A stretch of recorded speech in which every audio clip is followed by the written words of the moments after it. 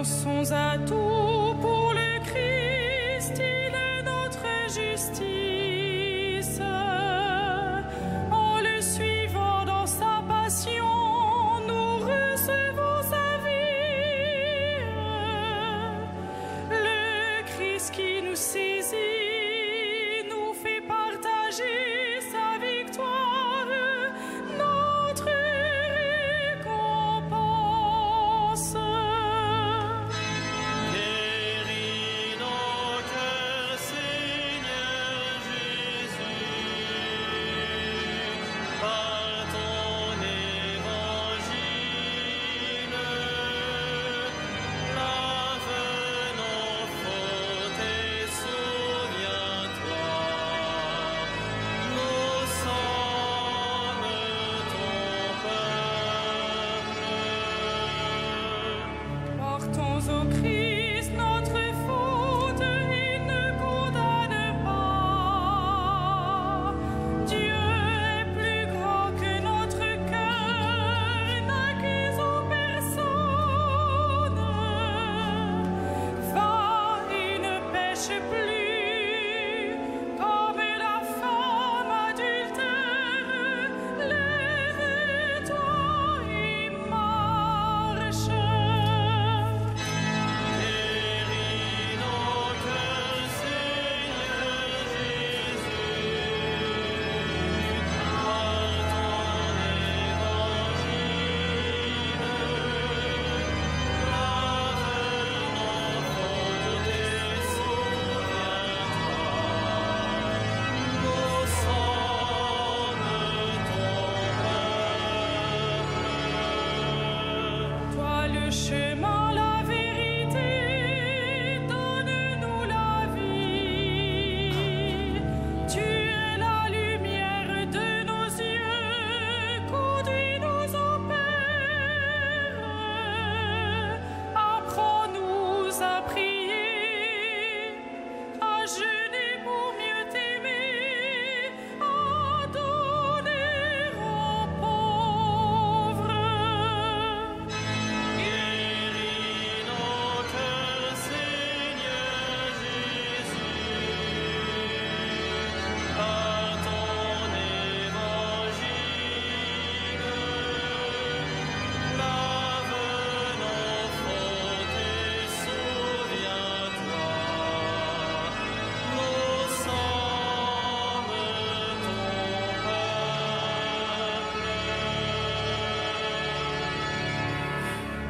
Au nom du Père et du Fils et du Saint-Esprit, la paix soit avec vous. Bienvenue à vous, frères et sœurs, qui êtes venus ce soir en cette cathédrale pour célébrer l'Eucharistie du jour du Seigneur, du jour de la résurrection à laquelle nous nous préparons en ces derniers jours du Carême. Bienvenue aux téléspectateurs de KTO, aux auditeurs de Radio Notre-Dame qui se joignent à notre prière, et nous portons en nos cœurs celles et ceux que nous voudrions avoir auprès de nous et dont nous gardons la mémoire vivante et la pensée proche. Guéris nos cœurs, Seigneur Jésus, nous avons chanté tout à l'heure. C'est l'évangile du Christ, la bonne nouvelle du Christ qui peut guérir nos cœurs en nous faisant éprouver la puissance de sa miséricorde. Préparons-nous à célébrer cette Eucharistie en reconnaissant que nous sommes pécheurs. Je confesse à Dieu Tout-Puissant, je reconnais devant mes frères que j'ai péché en pensée, en parole, par action et par omission. Oui, j'ai vraiment péché. C'est pourquoi je supplie la Vierge Marie, les anges et tous les saints, et vous aussi, mes frères, de prier pour moi le Seigneur notre Dieu, et que Dieu Tout-Puissant nous fasse miséricorde, qu'il nous pardonne nos péchés et nous conduise à la vie éternelle.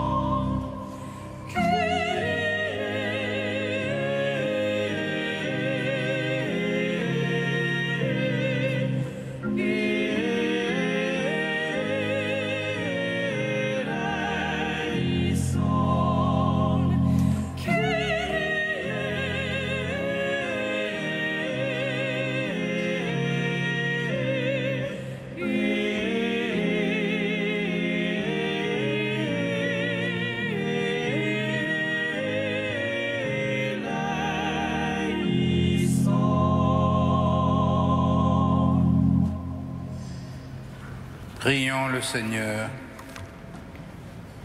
Seigneur, que ta grâce nous obtienne d'imiter avec joie la charité du Christ, lui qui a donné sa vie par amour pour le monde, qui vit et règne avec toi dans l'unité du Saint-Esprit, maintenant et pour les siècles des siècles.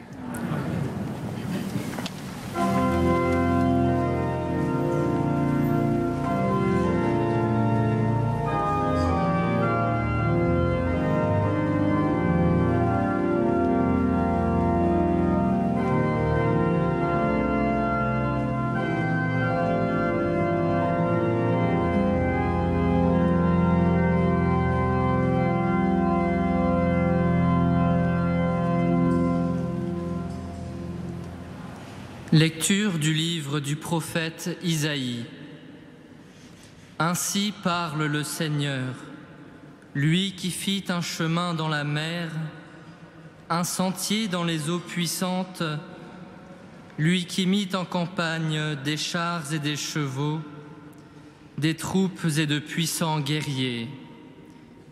Les voilà tous couchés pour ne plus se relever, ils se sont éteints, consumé comme une mèche. Le Seigneur dit : ne faites plus mémoire des événements passés, ne songez plus aux choses d'autrefois. Voici que je fais une chose nouvelle. Elle germe déjà.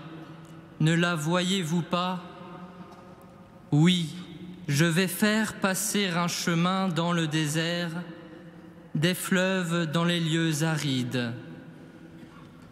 Les bêtes sauvages me rendront gloire, les chacals et les autruches, parce que j'aurai fait couler de l'eau dans le désert, des fleuves dans les lieux arides, pour désaltérer mon peuple, celui que j'ai choisi.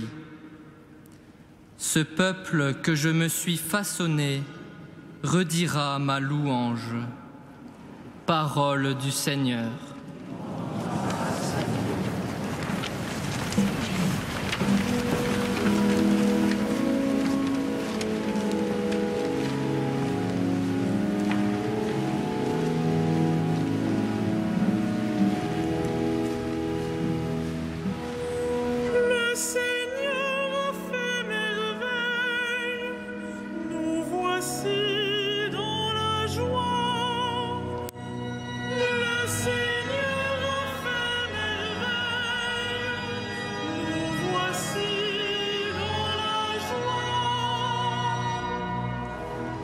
Quand le Seigneur amena les captifs à Sion, nous étions comme en rêve.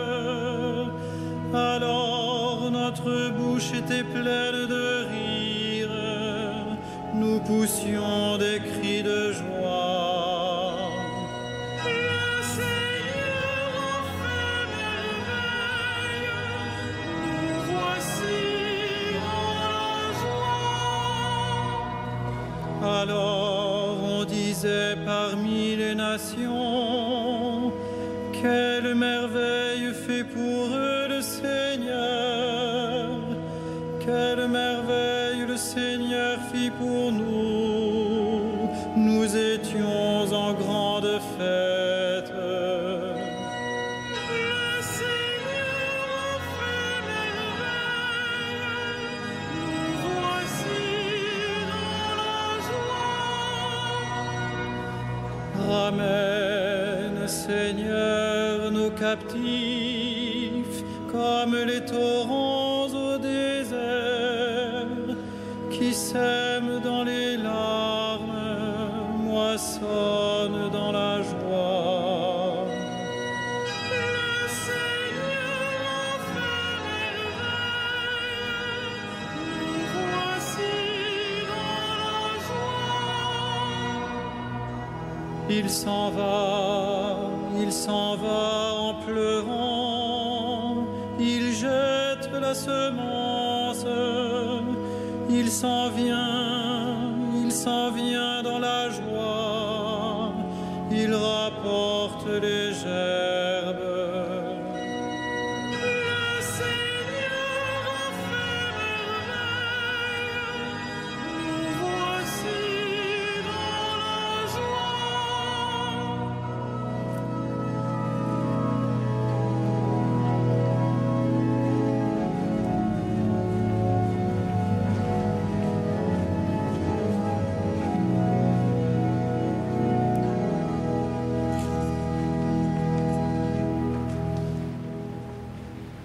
Lecture de la lettre de saint Paul apôtre aux Philippiens. Frères, tous les avantages que j'avais autrefois, je les considère comme une perte à cause de ce bien qui dépasse tout, la connaissance du Christ Jésus, mon Seigneur. À cause de lui, j'ai tout perdu. Je considère tout comme des ordures, afin de gagner un seul avantage, le Christ, et en lui d'être reconnu juste, non pas de la justice venant de la loi de Moïse, mais de celle qui vient de la foi au Christ, la justice venant de Dieu, qui est fondée sur la foi.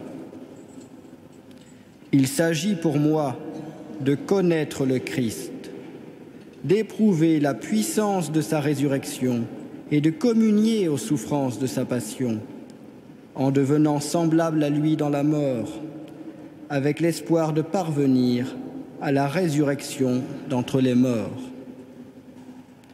Certes, je n'ai pas encore obtenu cela. Je n'ai pas encore atteint la perfection.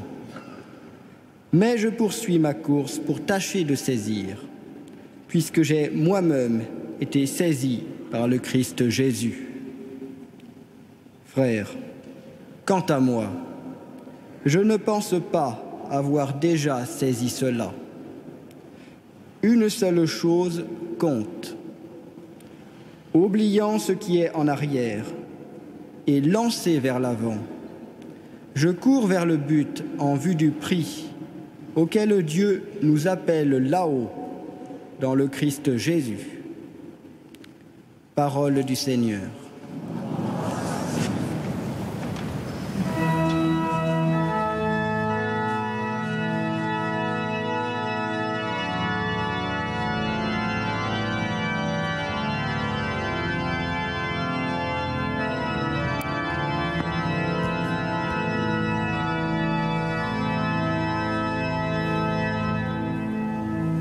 Gloire à toi, Seigneur, gloire à toi. Gloire à toi, Seigneur, gloire à toi. Maintenant, dit le Seigneur, revenez à moi de tout votre cœur, car je suis tendre et miséricordieux.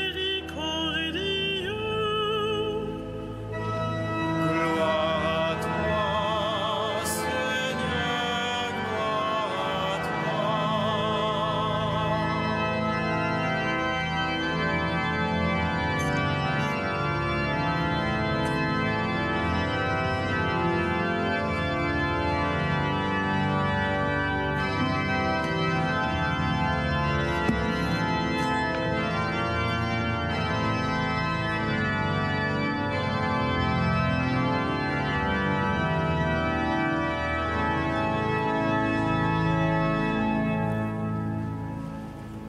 Le Seigneur soit avec vous.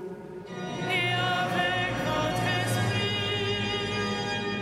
Évangile de Jésus-Christ selon saint Jean. Gloire à toi, Seigneur.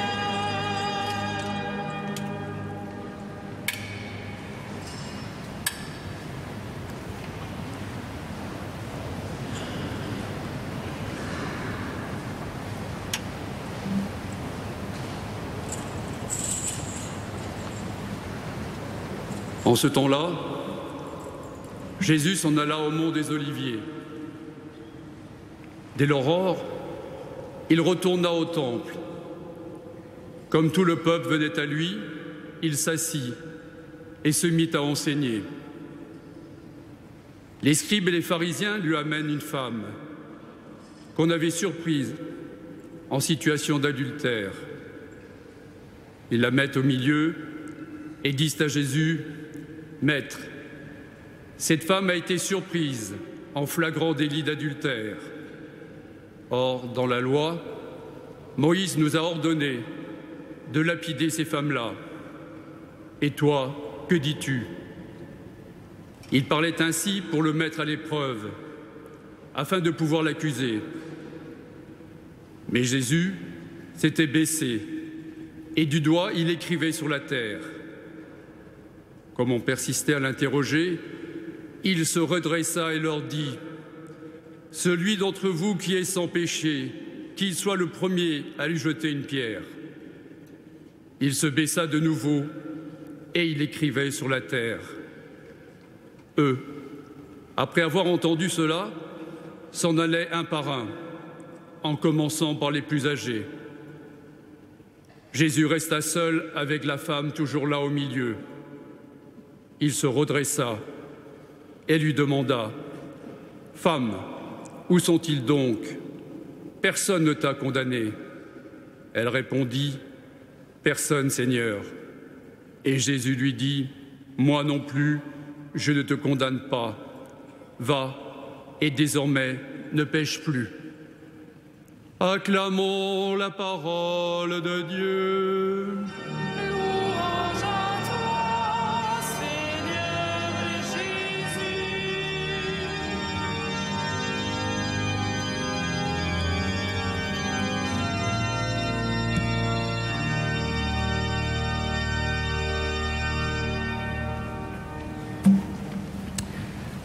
Frères et sœurs,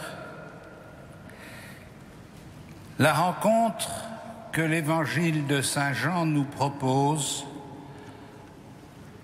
en mettant face à face les scribes et les pharisiens d'un côté, Jésus de l'autre et la femme adultère au milieu, pose avec une acuité particulière la question de la miséricorde.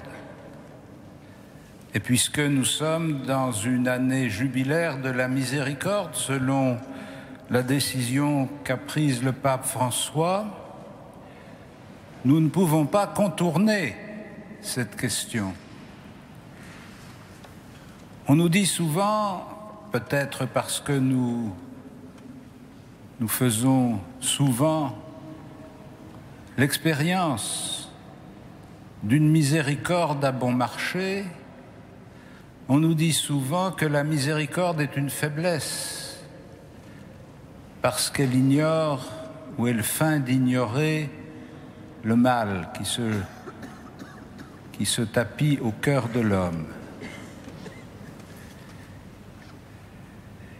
Et on a l'impression que beaucoup de discours que l'on tient sur la miséricorde ou que l'on entend sur la miséricorde sont plus inspirés par le désir d'aplanir les difficultés que par la volonté de résoudre les questions. L'avantage de la femme adultère, si du moins ce qu'on dit d'elle est vrai, c'est qu'il n'y a pas besoin d'épiloguer longuement. Elle a été prise en flagrant délit d'adultère. On ne pourra pas dire peut-être, peut-être pas, c'était peut-être elle, c'était peut-être pas elle, peut-être qu'on a imaginé, etc. Ils l'ont prise en flagrant délit d'adultère. La faute est caractérisée, publique, notoire, et donc les scribes et les pharisiens sont fondés à poser la question dans les termes où la loi pose la question. L'adultère doit être puni de la lapidation.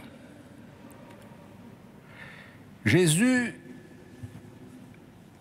a pratiqué toute sa vie publique en annonçant le pardon des péchés, en se faisant proche des pécheurs, en allant au-devant de ceux que tout le monde accusait, y compris des pécheurs publics, comme précisément les collecteurs d'impôts, pour prendre cet exemple.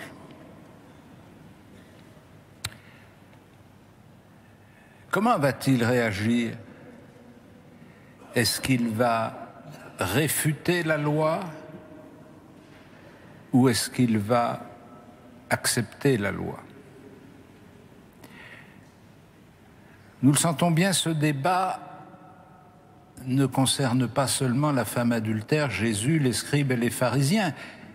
Il nous concerne tous dans la mesure où tous, à un moment ou à un autre, nous sommes confrontés à des situations de faute et de culpabilité réelles, constatées et incontournables. Aussi, la manière dont Jésus va réagir doit nous ouvrir des perspectives sur nos propres réactions. Or, la réaction de Jésus, c'est de ne pas entrer dans le débat qui lui est proposé, mais de retourner la situation, c'est-à-dire non pas de se placer dans la position de juger la femme pécheresse, mais dans la position de nous demander si nous-mêmes, nous ne sommes pas pécheurs. Autrement dit, de prendre au mot les accusateurs pour les inviter à se soumettre eux-mêmes au jugement qu'ils portent. En méditant sur ce passage de l'Évangile, je ne pouvais pas m'empêcher de penser à un travers de la société dans laquelle nous vivons, qui se transforme de plus en plus souvent en société d'accusateurs. Et de me demander d'où vient cette virulence accusatrice. D'où vient cette volonté de toujours trouver non seulement des responsables, mais surtout des coupables? Qu'il s'agisse d'actes mauvais, comme c'est le cas de cette femme, et comme c'est le cas d'un certain nombre de gens autour de nous, qu'il s'agisse d'événements dont personne n'a voulu la réalité, mais qui sont arrivés quand même, ou qu'il s'agisse même d'événements naturels. Si vous écoutez les radios, regardez les télévisions et lisez les journaux, ne serait-ce qu'une fois de temps en temps, sinon tous les jours, vous ne pouvez pas ne pas être frappé de cette réaction qui est presque un réflexe pavlovien. Dès qu'il y a un accident, à peine on se soucie des victimes, mais tout de suite, on cherche qui va pouvoir être accusé. Et si par hasard, il arrivait qu'il y ait un trou dans le dispositif des accusations, on se dépêche de faire une nouvelle loi pour être sûr que la prochaine fois, les coupables n'échapperont pas au châtiment.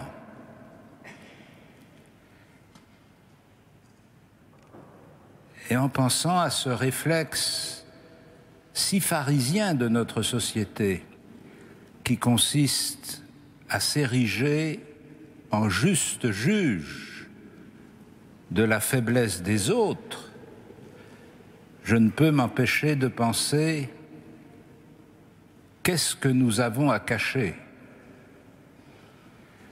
Qu'est-ce que nous voulons oublier? Qu'est-ce que cet esprit vindicatif est chargé de passer sous silence? Et c'est cela que la parole du Christ va mettre en lumière. Non pas d'entrer dans le débat de savoir jusqu'à quel point elle est coupable et jusqu'à quel point elle doit être exécutée, etc., etc., mais de demander aux accusateurs qui d'entre eux est innocent. que celui d'entre vous qui est sans péché lui jette le premier la pierre, c'est-à-dire assume la responsabilité de sa lapidation. Il fait ressortir ainsi que la logique de l'Évangile n'est pas une logique de mise en accusation, mais une logique de mise en responsabilité. Le Christ ne se joint pas aux accusateurs, mais il appelle les accusateurs à prendre conscience de leur propre responsabilité. Ce qui ne veut pas dire, comme vous l'avez entendu, à la fin de ce récit, que Jésus approuve l'adultère, ni qu'il encourage la femme à continuer. Comme trop souvent, ce passage de l'Évangile est utilisé pour donner une interprétation erronée, en nous disant « Regardez le Christ dans l'Évangile qui pardonne à la femme adultère ». Il lui pardonne, il lui dit « Va et ne pêche plus ». Ce qui veut dire qu'elle était pécheresse. Il ne dit pas qu'elle a bien fait de vivre l'adultère. Il l'invite à vivre autrement.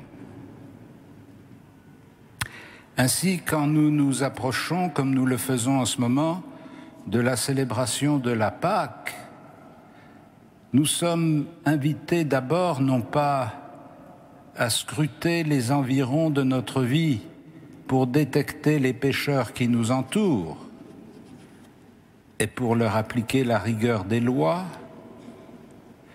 mais à faire un retour sur nous-mêmes pour nous interroger sur le péché qui est en nous et que nous laissons prospérer, plus ou moins, avec plus ou moins de complicité et de passivité.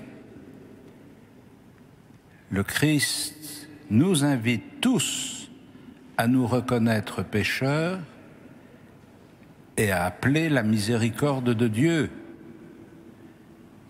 Il ne nous invite jamais à devenir les accusateurs de nos frères. Amen.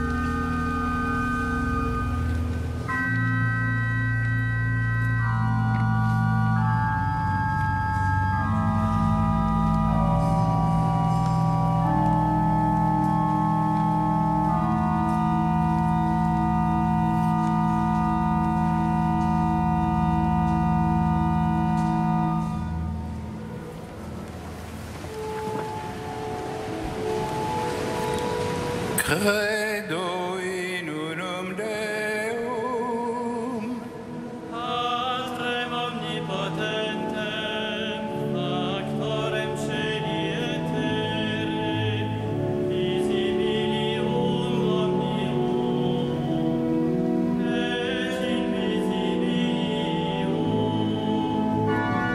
Et in unum Dominum, Iesum Christus,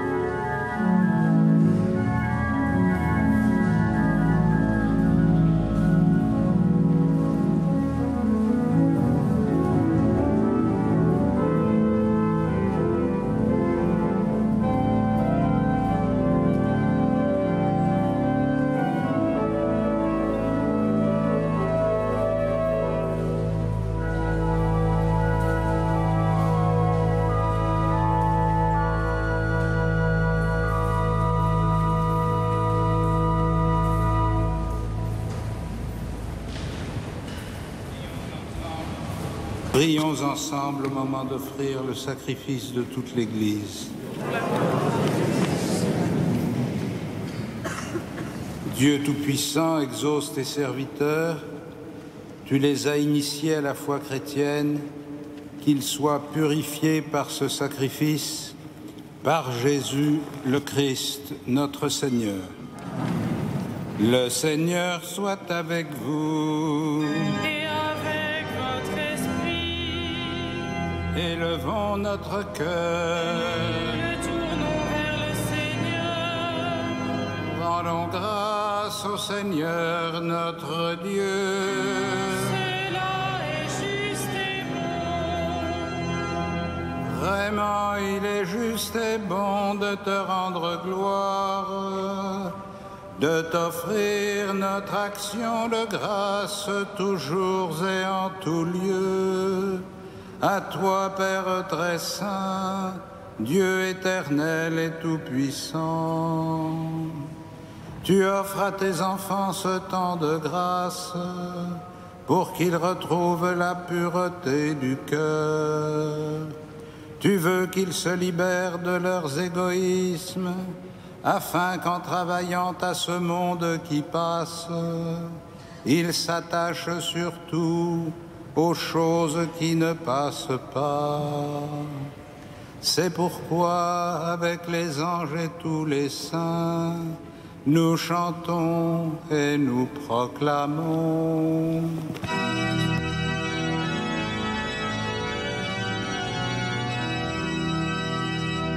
Saint, Saint, Saint, le Seigneur, Dieu de l'univers, le ciel et la terre sont remplis de ta gloire. Hosanna au plus haut des cieux, béni soit celui qui vient au nom du Seigneur. Hosanna au plus haut des cieux. Tu es vraiment saint, Dieu de l'univers, et toute la création proclame ta louange.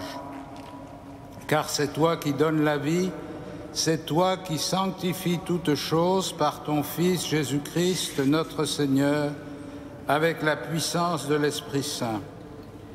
Et tu ne cesses de rassembler ton peuple afin qu'il te présente partout dans le monde une offrande pure. C'est pourquoi nous voici rassemblés devant toi et dans la communion de toute l'Église en ce premier jour de la semaine, nous célébrons le jour où le Christ est ressuscité d'entre les morts. Par lui que tu as élevé à ta droite, Dieu Tout-Puissant, nous te supplions de consacrer toi-même les offrandes que nous apportons. Sanctifie-les par ton esprit pour qu'elles deviennent le corps et le sang de ton Fils, Jésus-Christ, notre Seigneur, qui nous a dit de célébrer ce mystère. La nuit même où il fut livré, il prit le pain. En te rendant grâce, il le bénit, il le rompit et le donna à ses disciples en disant « Prenez et mangez-en tous, ceci est mon corps livré pour vous. »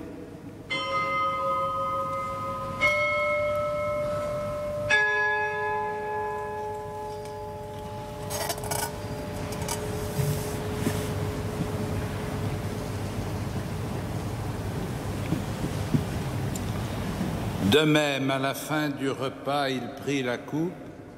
En te rendant grâce, il la bénit et la donna à ses disciples en disant « Prenez et buvez-en tous, car ceci est la coupe de mon sang, le sang de l'alliance nouvelle et éternelle, qui sera versé pour vous et pour la multitude en rémission des péchés.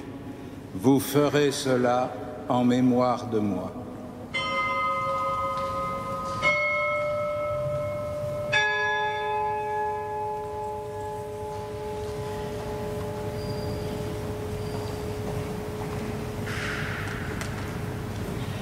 Il est grand le mystère de la foi.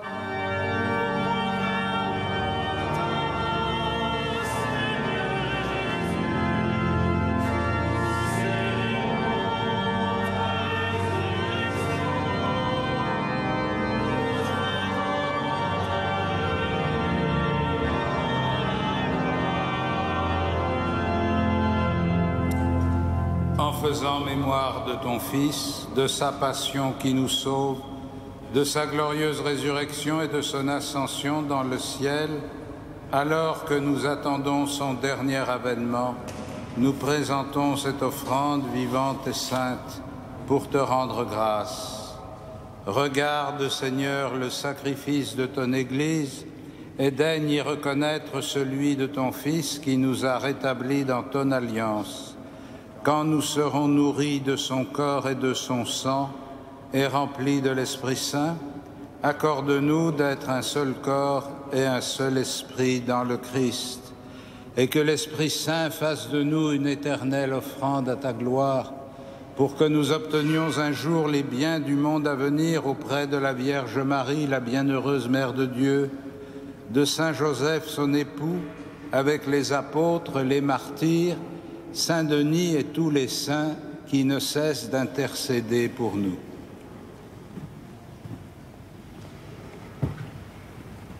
Et maintenant, nous te supplions, Seigneur, par le sacrifice qui nous réconcilie avec toi, étends au monde entier le salut et la paix. Affermis la foi et la charité de ton Église au long de son chemin sur la terre. Veille sur ton serviteur, le pape François, notre évêque André et ses auxiliaires, l'ensemble des évêques, les prêtres, les diacres et tout le peuple des rachetés. Écoute les prières de ta famille assemblée devant toi et ramène à toi, Père très aimant, tous tes enfants dispersés. Pour nos frères défunts, pour les hommes qui ont quitté ce monde et dont tu connais la droiture, nous te prions. Reçois-les dans ton royaume où nous espérons être comblés de ta gloire tous ensemble et pour l'éternité, par le Christ, notre Seigneur, par qui tu donnes au monde toute grâce et tout bien. Par lui, avec lui et en lui. À toi, Dieu le Père Tout-Puissant, dans l'unité du Saint-Esprit,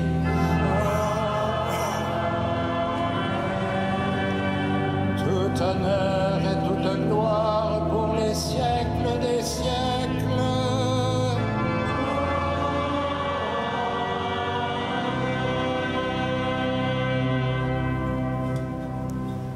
Unis dans le même esprit, nous pouvons dire avec confiance la prière que nous avons reçue du Sauveur.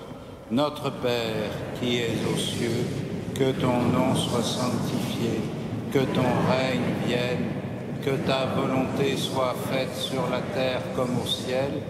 Donne-nous aujourd'hui notre pain de ce jour. Pardonne-nous nos offenses comme nous pardonnons aussi à ceux qui nous ont offensés, et ne nous soumets pas à la tentation, mais délivre-nous du mal. Délivre-nous de tout mal, Seigneur, et donne la paix à notre temps. Par ta miséricorde, rends-nous libres du péché.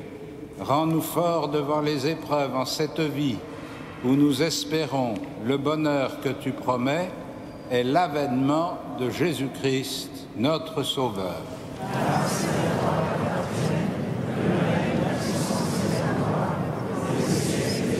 Seigneur Jésus-Christ, tu as dit à tes apôtres, « Je vous laisse la paix, je vous donne ma paix. Ne regarde pas nos péchés, mais la foi de ton Église. Pour que ta volonté s'accomplisse, donne-lui toujours cette paix et conduis-la vers l'unité parfaite, toi qui règnes pour les siècles des siècles. Et que la paix du Seigneur soit toujours avec vous. » Frères et sœurs, dans la charité du Christ, donnez-vous la paix.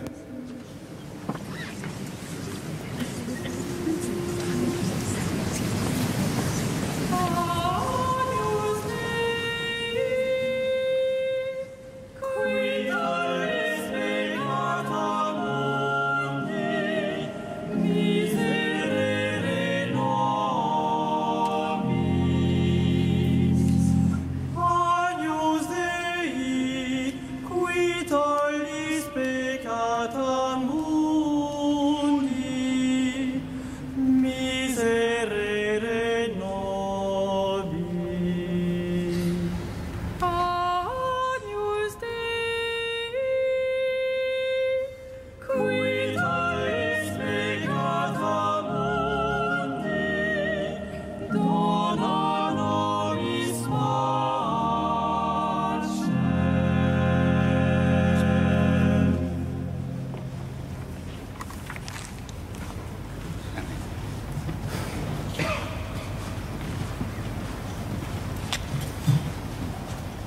Heureux les invités au festin des noces de l'agneau. Voici l'agneau de Dieu qui enlève le péché du monde. Seigneur, je ne suis pas digne de te recevoir, mais dis seulement une parole et je serai guéri.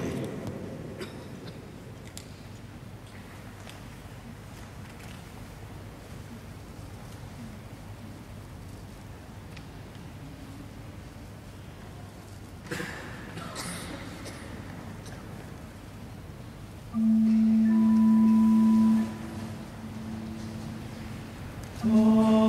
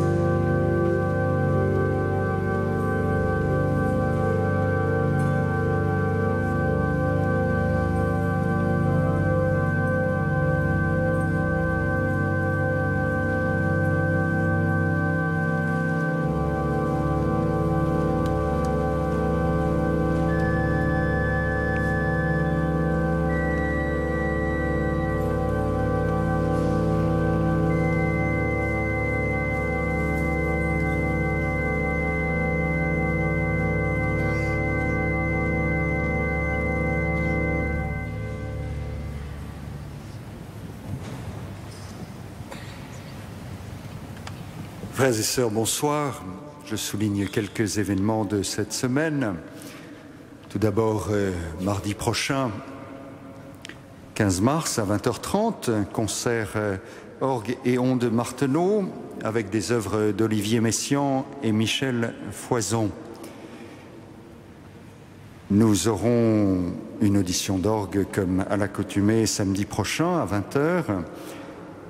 Vous le savez, nous entrons ensuite dans la grande semaine sainte.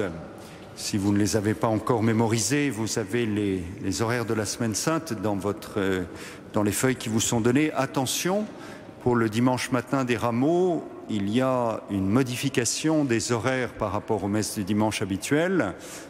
Après la messe de 8h30, il y aura une messe à 10h30, puis à 12h30. Donc notez bien ce changement. Dans l'après-midi de ce dimanche des rameaux, nous aurons la dernière conférence de carême donnée par Monseigneur Barthélemy Adoukonou, secrétaire du Conseil pontifical pour la culture. Et puis le soir, à l'heure habituelle, son éminence le cardinal André XXIII présidera la messe des rameaux et de la Passion du Seigneur. Enfin, je vous signale que nous avons édité quelques conférences qui ont été données par des chapelains de la cathédrale qui peuvent nourrir votre intelligence de la foi. Appelé pour le Christ du chanoine Denis du Pontfauville, à l'école du Christ, l'évangile de la famille du chanoine Jacques de Longeau, et témoins de la miséricorde, les conférences que j'ai moi-même données avant Noël.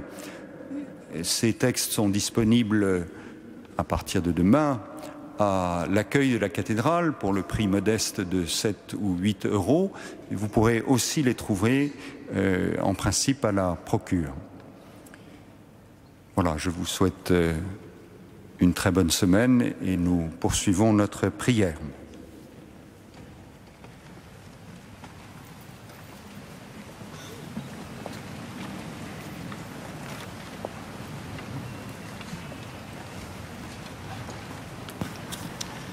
Dieu Tout-Puissant, accorde-nous d'être toujours comptés parmi les membres du Christ, nous qui communions à son corps et à son sang, lui qui vit et règne avec toi et le Saint-Esprit, maintenant et pour les siècles des siècles.